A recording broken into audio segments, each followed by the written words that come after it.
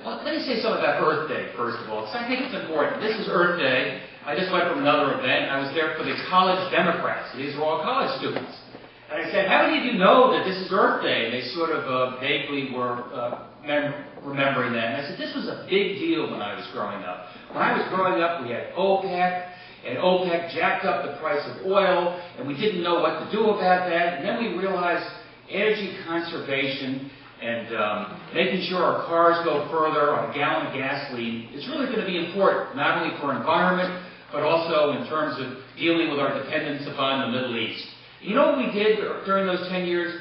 We doubled the number of miles that a car could go on a gallon of gasoline. It went from 14 to 28 miles per gallon. That was back in 1984, 85.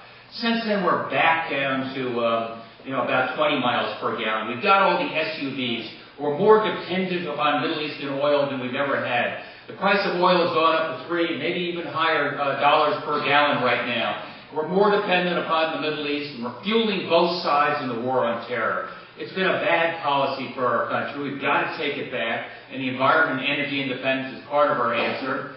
I don't like the way President Bush responded. He passed a bill called the Energy Bill. You may remember Vice President Cheney got 50 lobbyists in his office, closed the doors. We don't know what took place there.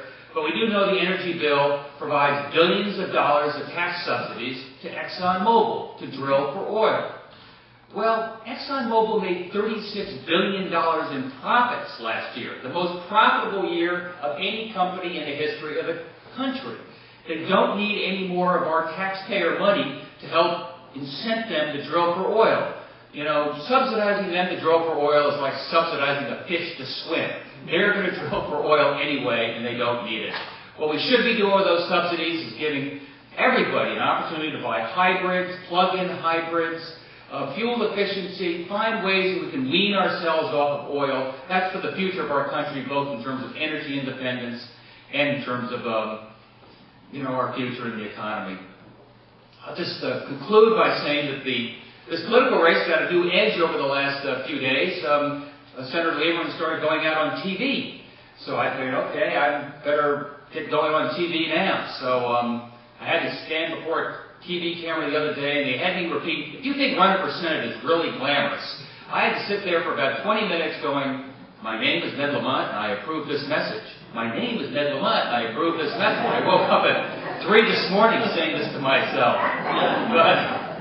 But I thought the ads were interesting on a couple of fronts. It was Senator Lieberman saying he's getting back to the state. He wants to re-engage with the people of Connecticut, listen to what they have to say.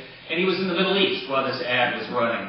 And it is important. That's why I think this race is so important. To get our senator back to the state, listen to the people of Heritage Village, come back and go to Bridgeport. I often tease the senator. I say, stop by Bridgeport on your way back from Baghdad. Listen to what these kids have to say. Go to Harding High School and see what's going on in the state.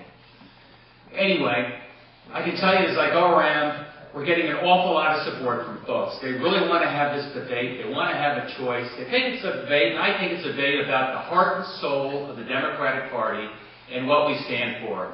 And we're going to go from here to a convention on May 20th. I hope to God we get our 15% of the delegates. Thanks to Southbury, we got a little bit of a head start there.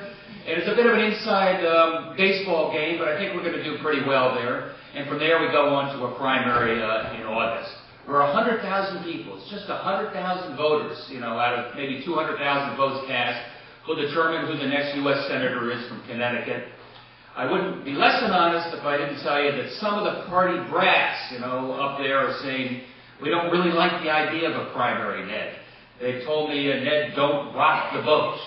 But as I look at what's going on in Washington, D.C. right now, and I look at these lobbyists, and I look at all the pork in the transportation bill, and I look at that bridge to nowhere, I think it's high time that we rock the boat and shake things up and make sure that we're dealing with the people of this country, investing in our future, instead of spending $250 million a day, $250 million a day in Iraq, start investing in public transportation and our schools, and veterans benefits, and saving Social Security. That's where I think we ought to be investing. And the other thing that the party brass have told me is they said, Ned, don't jeopardize a safe seat. Senator Lieberman's safe seat. And my response to that is that Connecticut is a progressive state. And you're not going to lose a senator. You're going to gain a Democrat. A Democrat is proud of what we stand for. A Democrat is proud of our progressive values. He's going to say it loud and clear what we believe and what we stand for. I'm not going to be afraid to challenge George Bush when he's wrong. And I'm never going to forget Heritage Village you all, and I will be coming back. Let me leave it there. Thank you.